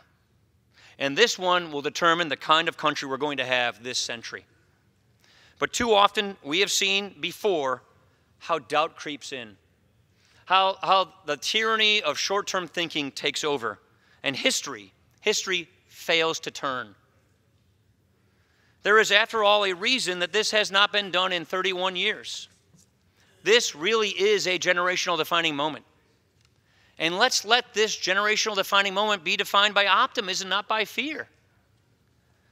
By the rising aspirations of our people and not the doom and gloom of managed decline that we have become too familiar with. This is our chance. This is our moment. Let's turn at this turning point. Let's reclaim the principles that have guided us for generations. Let's recapture our destiny for generations to come so this beautiful story of the American idea is repeated and passed on to the next generation. A nation more united, more confident, more prosperous, and, Mr. Speaker, more free. Pass this bill. I yield.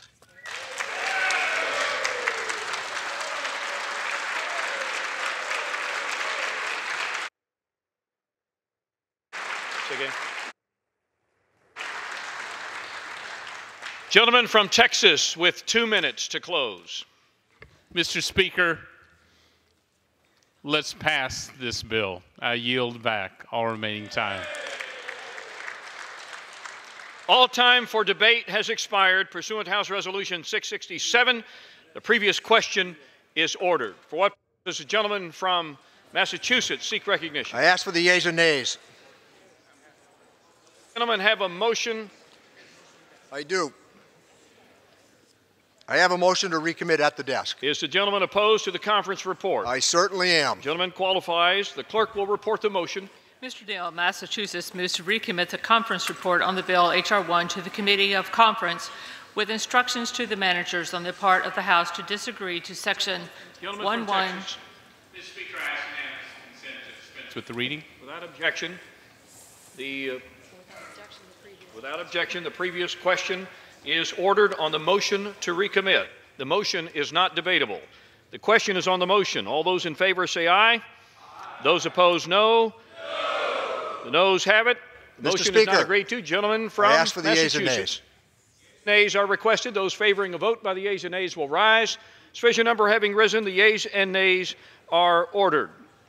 Members will record their votes by electronic device. Pursuant to Clause 8 and Clause 9 of Rule 20, this 15-minute vote on the motion to recommit will be followed by 5-minute votes on adoption of the conference report, if ordered, and suspending the rules and passing H.R. 4323. This is a 15-minute vote.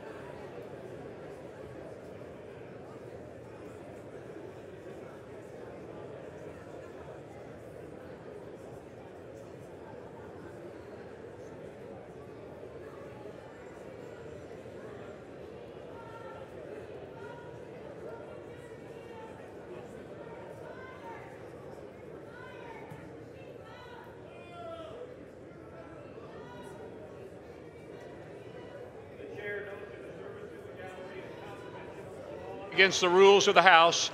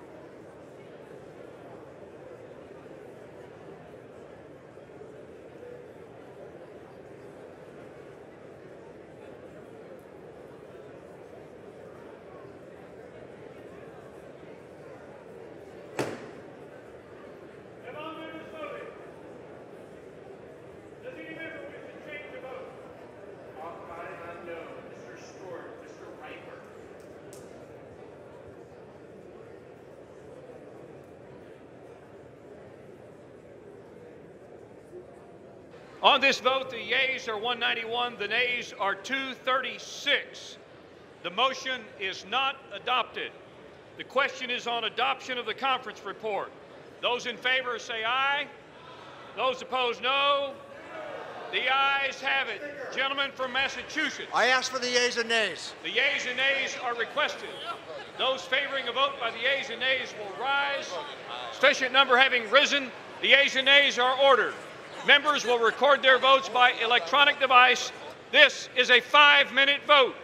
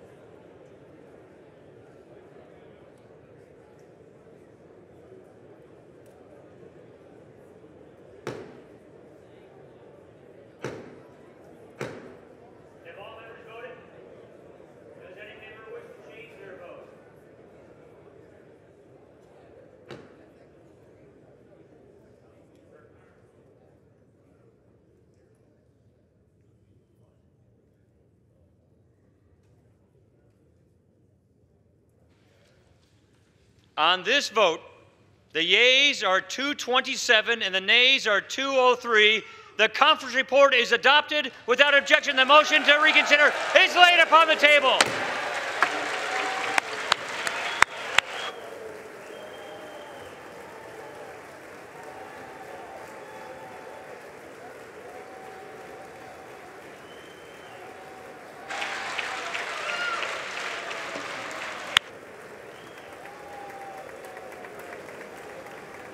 Finished business is on the vote of the gentleman from Florida, Mr. Dunn, to suspend the rules and pass H.R. 4323 as amended, on which the yeas and nays are ordered. The clerk will report the title of the bill. H.R. 4323, a bill to promote veteran involvement in STEM education, computer science, and scientific research, and for other purposes. The question is, will the House suspend the rules and pass the bill as amended? Members will record their votes by electronic device. This is a 5-minute vote.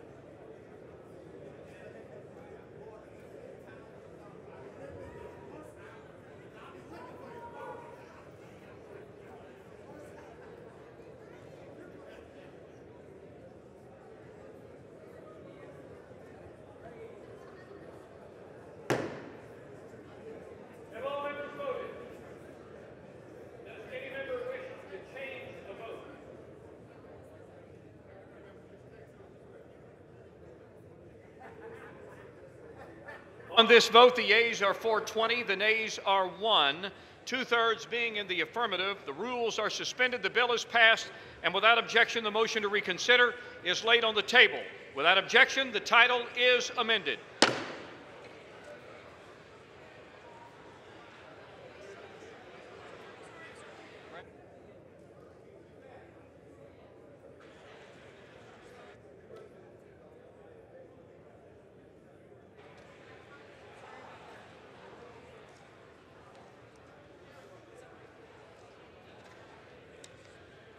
We were going to bring up two suspensions.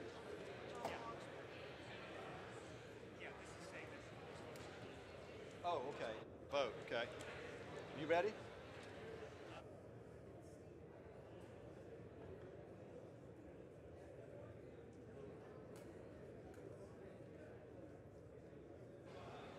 The House will come to order. The House will come to order. Members will remove themselves from the aisles and take their conversations off the floor. Pursuant to Clause 8 of Rule 20, the Chair will postpone further proceedings today on motions to suspend the rules on which a recorded vote or the yeas and nays are ordered, or votes subjected to under Clause 6 of Rule 20. The House will resume proceedings on postponed questions at a later time.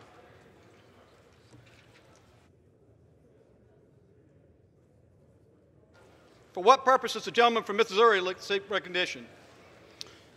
Mr. Speaker, pursuant to Clause 4, Rule 16, I move that when the House adjourns this legislative day, it adjourn to meet at 9 a.m. on Wednesday, December 20th, 2017 for morning hour debate and 10 a.m. for legislative business. Without objection, so ordered. For what purpose does the gentleman from Missouri seek recognition? Mr. Speaker, I move to suspend the rules and pass S 1393. The clerk will report the title of the bill.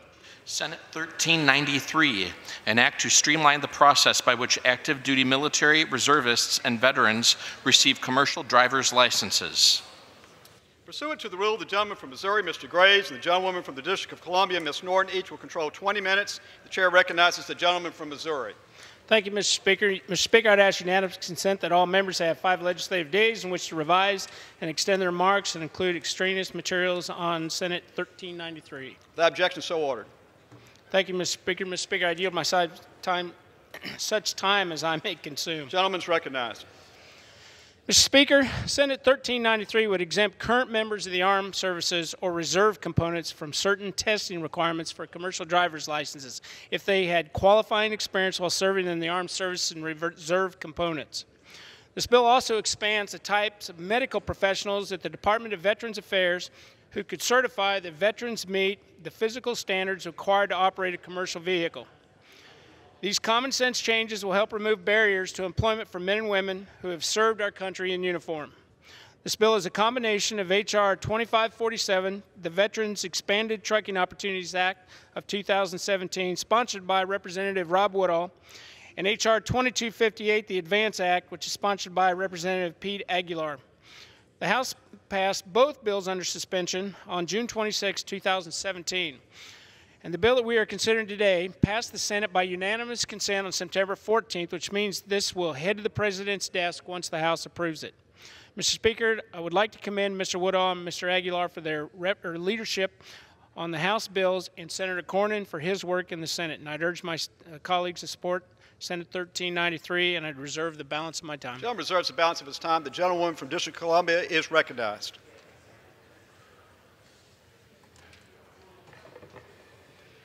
Mr. Speaker, I yield myself such time as I may consume. The gentlewoman is recognized.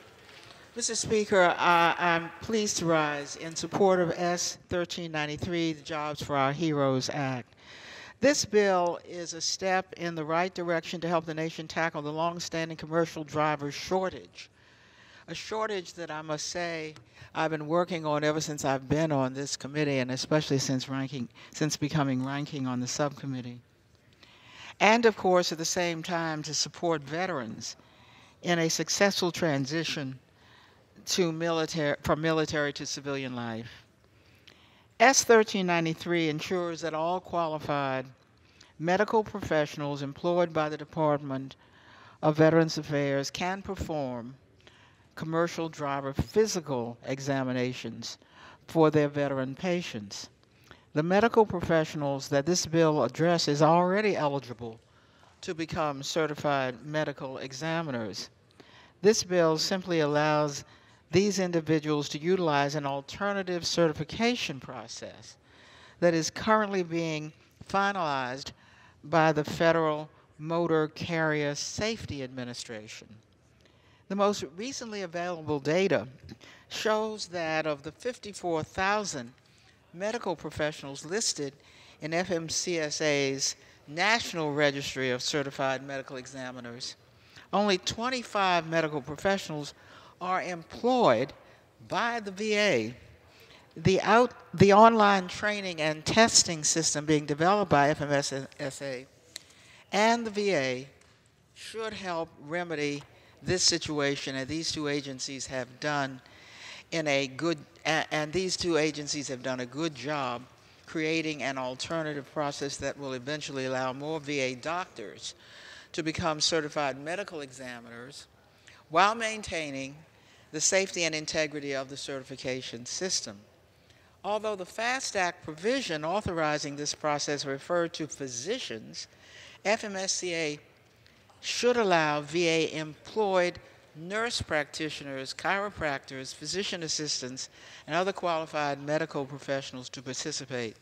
This bill ensures that these medical professionals are eligible to use this process. The bill also ensures that current service members who have military experience operating commercial motor vehicles will be able to more easily obtain a commercial driver's license. Congress included a provision in the FAST Act to allow states to waive the written CDL knowledge test for drivers with military commercial motor vehicle driving experience, but it restricts this waiver to, quote, former members of the military. There are a significant number of current reservists and members of the National Guard with military commercial motor vehicle experience who could benefit from the waiver. These service men and women receive the FMCSA, what the FMCSA describes as thorough and comprehensive training, including many hours of behind-the-wheel training, something that I've long sought and advocated for as a requirement for civilian drivers. These military drivers already have it. FMCSA has already taken action to make current service members eligible for the knowledge test waiver on a temporary basis. Last year, FMCSA issued an exemption that allows states to waive the CDL knowledge test for trained military truck drivers, whether they are current members of the military or are veterans. However, FMCSA with its temporary exemption requires, FMCSA's temporary exemption expires October 2018. This bill makes permanent the ability of current members of the military to utilize the FAST Act waiver. S 1393 is nearly identical to two bills the House previously passed earlier this year, H.R. 2547 and H.R. 2258, both of which passed by votes of 409 to 0 or unanimously. I urge my colleagues to support this legislation, and I reserve the balance of my time. Gentleman reserves the balance of her time. The gentleman from Missouri is recognized. Thank you, Mr. Speaker. Mr. Speaker, at this time I would be pleased to yield 2 minutes to the gentleman from Georgia, Mr. Woodall. The gentleman from Georgia is recognized for 2 minutes. Thank you very much, Mr. Speaker. And I want to thank my chairman for yielding me the time, and I want to thank him for his leadership. The ranking member, I appreciate her leadership as well. She was exactly right. These are two House bills that the Senate combined that we passed unanimously